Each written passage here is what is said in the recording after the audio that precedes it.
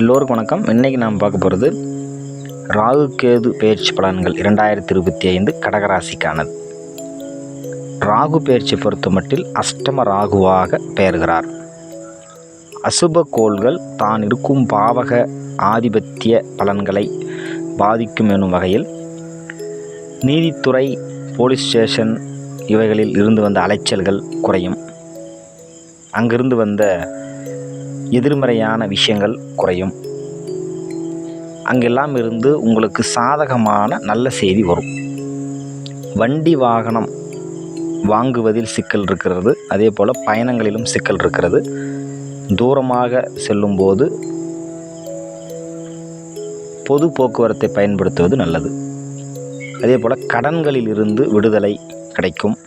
அந்த கடனை அடைக்கக்கூடிய சூழ்நிலை கிடைக்கும். அதே போல் சமூகத்தில் இருந்து வந்த அவப்பெயர்கள் மறையும். தன்னை குறை சொல்லியவர்கள் தானாகவே அடங்கி போவார்கள், அது விலகிச் செல்வார்கள். வயிற்று உபாதைகள் இருக்கும். எடுக்கும் உணவில் கவனம் தேவை.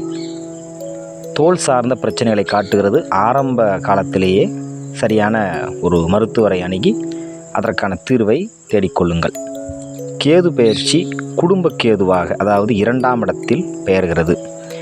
இதுவரை இருந்து வந்த குடும்ப உறவுகள் உங்களுக்கு சாதகமாக இருந்திருப்பார்கள். அந்த நிலை மறையும்.